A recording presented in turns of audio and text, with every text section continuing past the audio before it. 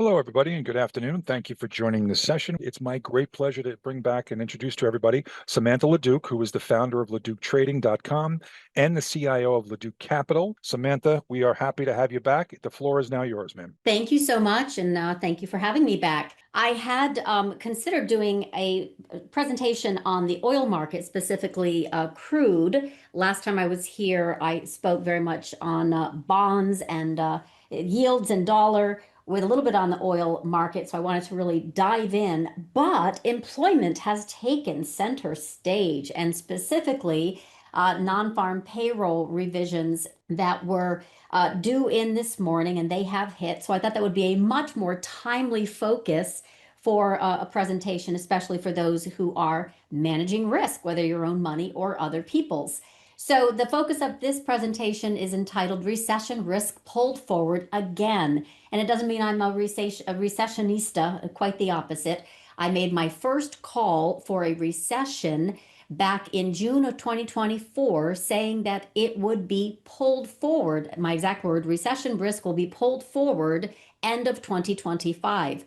And it was kind of surprising. People are like, really, you can see that far in advance? And I'm like, it's about employment and inflation. So I focus on those. I run a financial research firm with a desk of 10 subject matter experts. I do the market timing from the macro right into the micro, lots of stocks, etc. Run live. We got live trading rooms and the rest. But this particular call is kind of coming into view now. So I thought it would be very timely given that we had a surprise, quote unquote surprise, August 1st, non-farm payroll, which was weak. And then the promised revisions, which is basically the jobs that were created between April of 2024 all the way into March 2025, were revised lower. This is not a surprise, by the way, but it was larger than expected. So this 2025 revision is even larger than during the Great Recession, the Great Financial Crisis,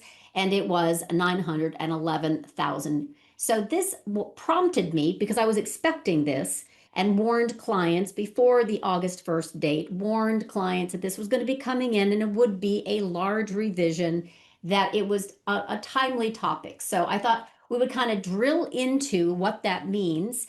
Recession risk did get pulled forward back in the terror days of April. So if you recall, because there was a growth scare, lots of houses turned around and said, "Uh-oh, we're gonna hit recession on this growth scare," as the markets pulled back 21.5% for the S&P. But then Trump Besant came in on April 9th and said, you know what, we're going to delay these tariffs. And we have experienced a V-shaped recovery since. So that was policy intervention. So now eyes are focused, I think anyway, on this revision and what it means for the Fed cut cycle that will begin again after a year pause this September 17th at the next FOMC meeting. So there's a long story short of saying, I think it's worth talking about because I'm very laser focused on these macro trends. That's my job. And translating that into tradable sector rotation themes like the gold and silver rotation that's been firmly in place since last spring for clients, still very bullish, like the oversold China ADRs right now that are coming up off the bottom like hot fire flames. So I like to focus on macro trends, like to focus on sector rotation, and then pick the best stocks and put them into portfolios across timeframes called chase, swing, and trend. So I have a team that works with me, like I said, from macro to micro, and we cover all asset classes, and we also approach it from different perspectives, whether it be economics, fundamentals, technical, quant, intermarket, as well as sentiment. So this is a little bit about my focus, obviously, and I really do emphasize that this is a lot of client engagement. Some folks are fixed income, so they care about a yield curve steepener. Others, they just want to know, what options to use to chase a particular fast moving, data center theme or what have you. So we try to cover all of it across all assets and time frames. And I don't do this alone, but I do not do it with AI. It's all original thought. All right. So today I want to kind of just go through these points that we have the jobs that came in. It's weak. Again, remember, this is April 2024 to March 2025.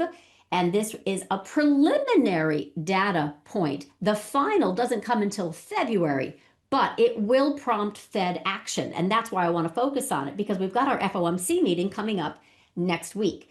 And the labor market was weak even before tariffs. That's another thing I want to highlight.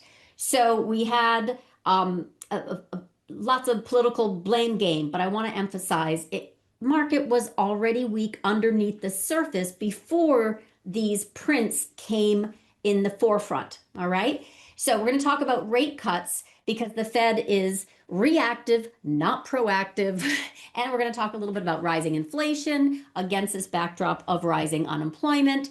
But you'll see some charts here. I'll go through a little quickly just because time is limited. But if you want the full report that I did for clients this weekend, you got to sign up, LaDucTrading.com, and you'll get it. And lots of individual engagement as well, custom engagement with yours truly, as well as my team. So I do not see, to cut to the chase, that the September FOMC is going to pull forward a 50 basis point cut despite this largest ever revision. I think that would cause panic. So the bond market was already a little bit nervous into this revision number today. Yields fell very strongly the past 5 days, recession kind of vibe. Equity market did not follow. It's too early.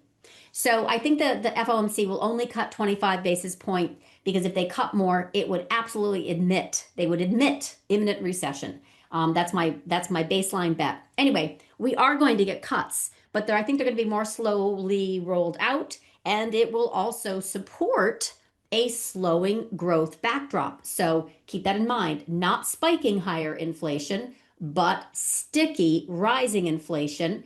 Not spiking higher unemployment, but sticky rising unemployment. And with that, we will have, in my estimation, that I've been on this early and often, we will see rate cuts into slowing growth, but it will not impact yields the way that many expect or hope.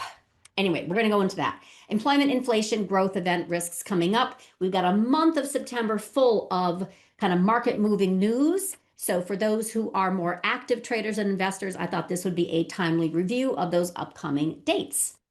All right, let's get into rate cuts into rising inflation and rising unemployment.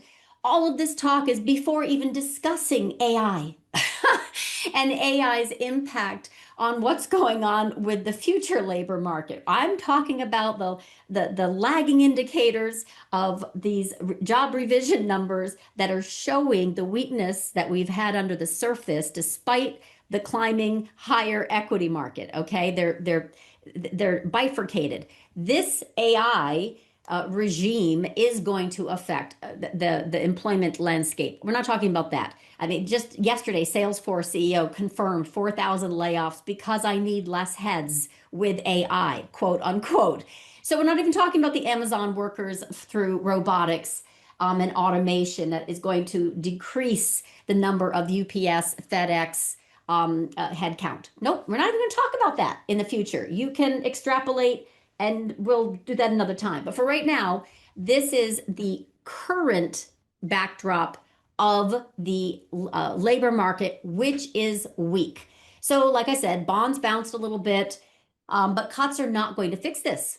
So when we had that pullback, and everyone remembers, hopefully, because it was very fast and furious at the beginning of this year, market started selling into April on the Trump tariffs. And then when they delayed them, April 9th, the market recovered very, very fast. Lots of reasons about that.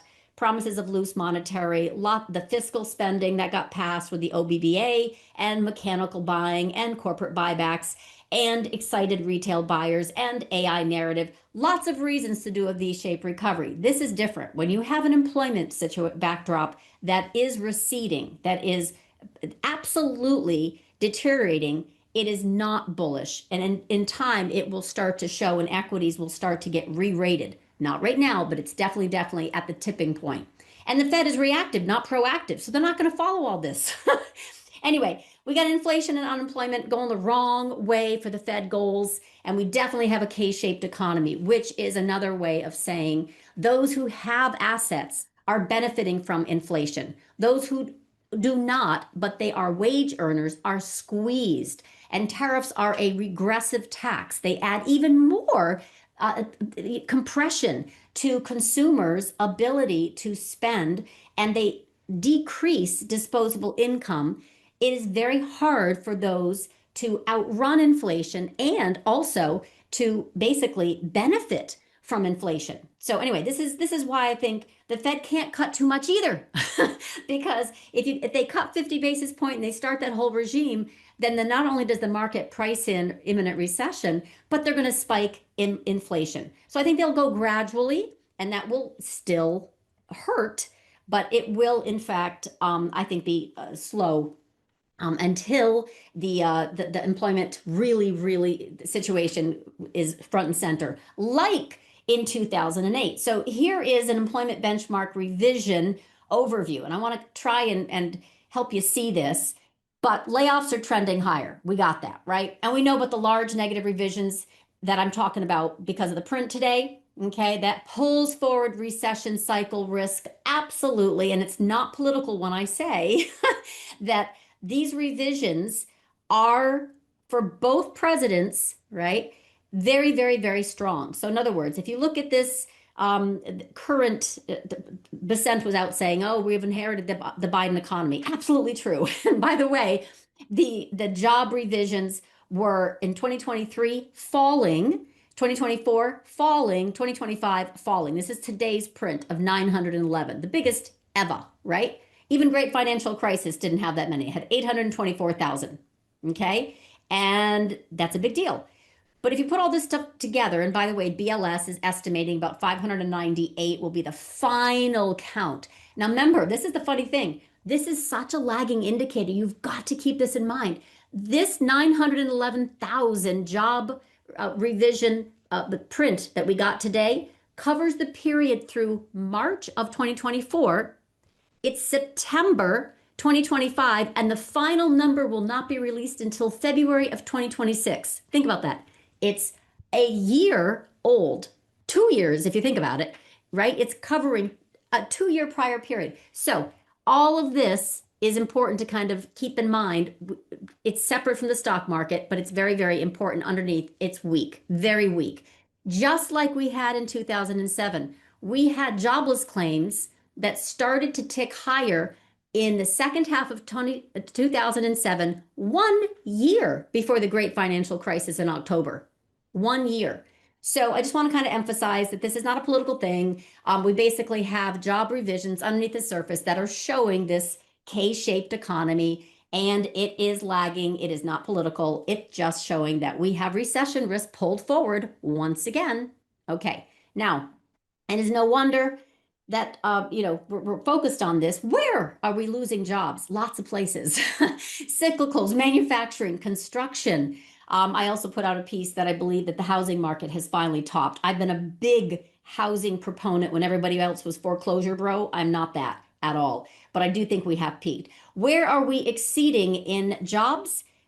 The healthcare industry. And that is not a healthy place to be for an economy. It is very late cycle. So we now have a very broad-based job lost picture, and we also have manufacturing jobs just lost in 2025, and the lowest hiring plan ever for August 2025. This is because of tariff uncertainty. This is because of policies. Employers are hard pressed to figure out a plan on how they're going to manage. Also, deportations from immigration policies. There are lots of reasons, but the point is we're going in the wrong direction. Okay. Temp help services has been rolling over for 2 years, very much like that job revision data that we got today that looks in the rearview mirror. Look at temp. Temp has been rolling over since 21, 22, 23, 24. They get rid of temp workers before they get rid of full time. We are back to the 2000 levels. Like we still have a stock market that's way up here, while temp layoffs precede full-time layoffs. And this is also an early indicator of coming recession risk. If you want to use other guides, some believe that we're already in a recession when fewer than half of the industries in the BLS payroll employment survey have added to payrolls over the last 6 months. This is typically a tell that the economy is in recession. So this is where we're going to keep looking, is what kind of data are we getting, to show that we still have labor market weakness. And then we have to start looking also at output, GDP, but I'm going to get to that in a minute. Apollo, SLOC's chief economist, is also talking about how tariffs have also impacted. You can see this. We were already declining. Job growth was already, turning negative. And then the trade war began, and they basically parse out the tariff impacted sectors from those sectors not impacted by tariffs, and they show the same thing, negative job growth. He goes a little bit further and he talks about the impact of deportations, how it's stagflationary, meaning sticky, rising prices, but economic contraction and unemployment. So we will have lower employment growth with higher wage inflation. That's their analysis. I'm just showing you some backdrop. Taken together, big picture, this is a really poor year for job growth. It's the opposite. It's the slowest pace in years.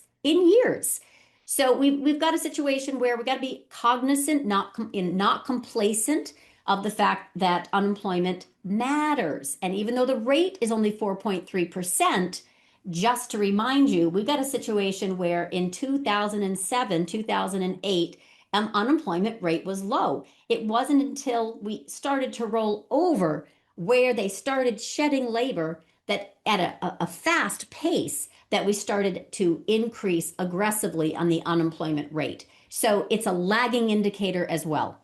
Anyway, so we get kind of, fast forward. We will have rate cuts. It's, many are excited because it means, more growth expected from looser financial conditions.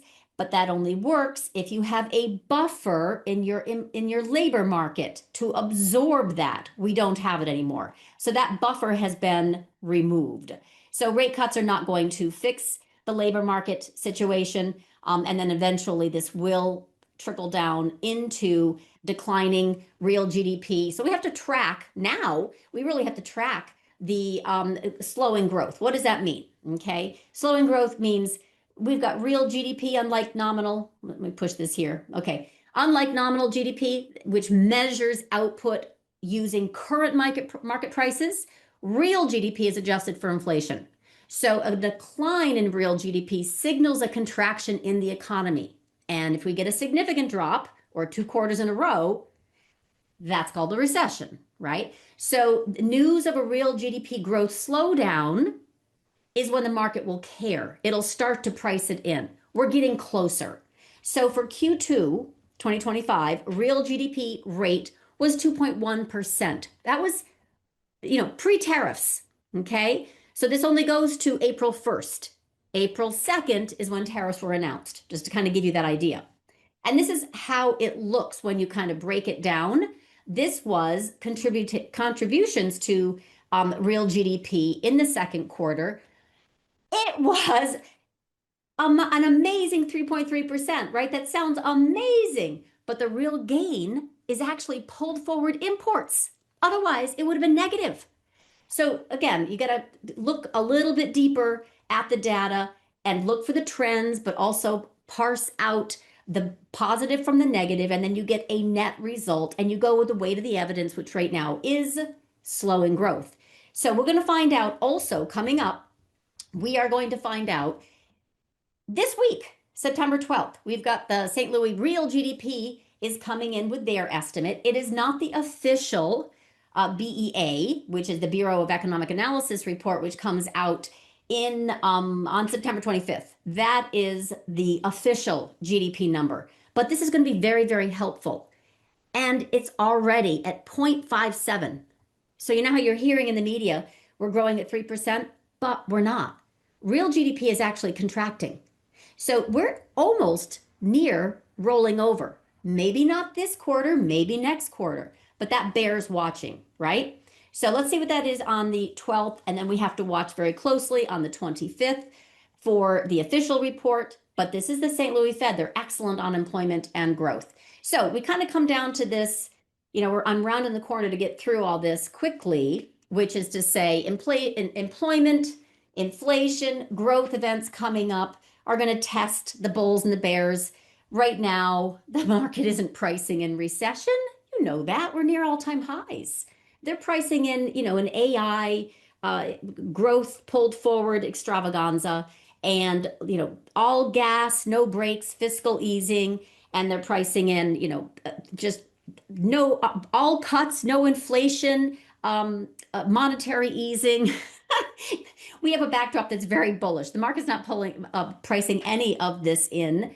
That's why it's bullish.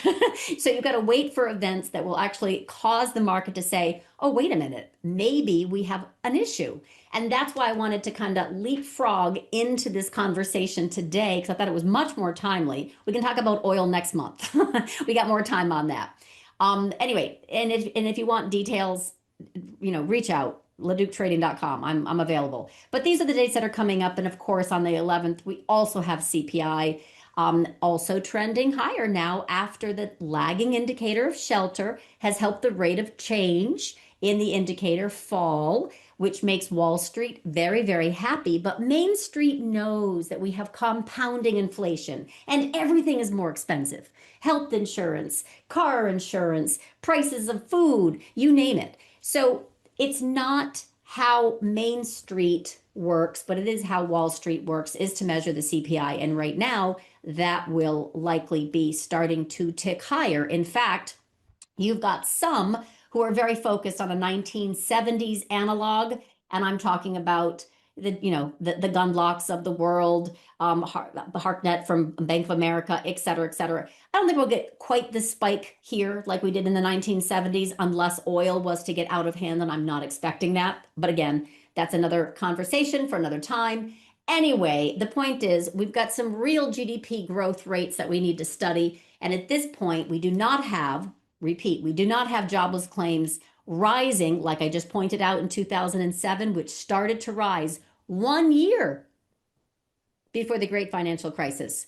So I have been on this for a long time.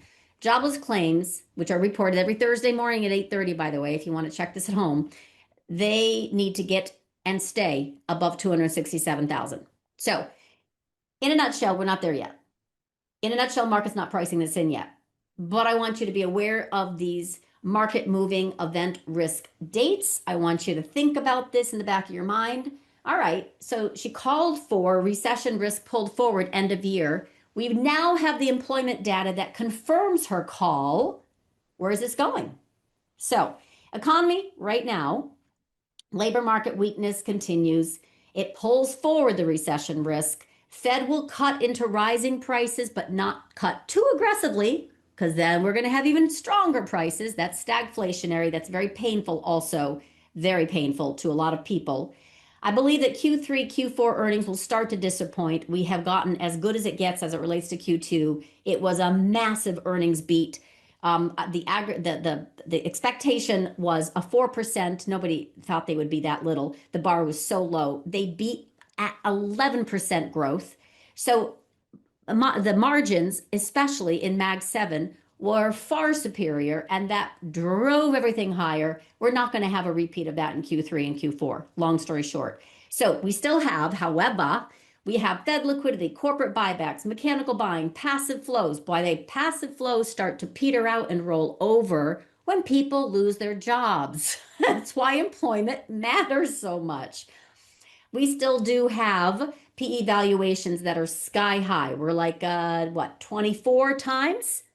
That is on the outer band. The historical average is 18 times, and the low is 14 times. I want you to, for those who study valuations and earnings, think about that. The low is 14, that was COVID. The historical average is 18. We're at 24.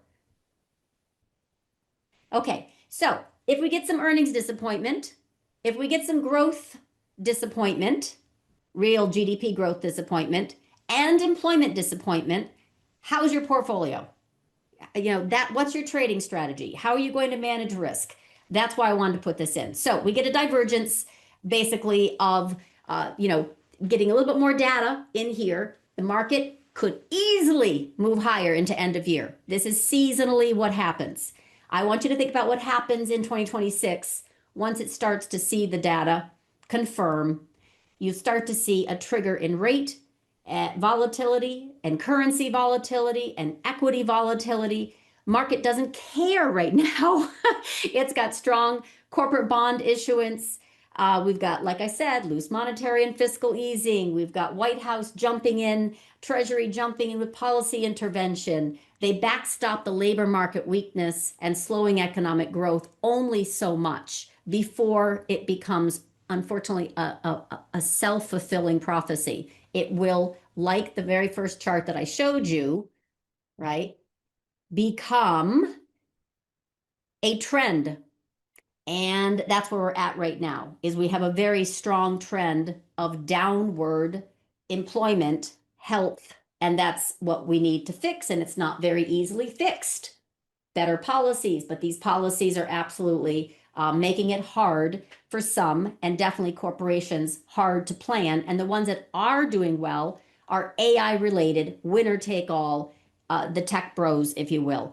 So I am looking very much at the past as a predictor of the future. I haven't even talked about the AI dreams, right? And CAPEX and free cash flow and all that for the Silicon Valley winner take all race. There is much more to be discussed in a future presentation. That one will be focused on the oil market. But for right now, I just wanted to highlight this emphasis that this is not political, because revisions are very close to each president.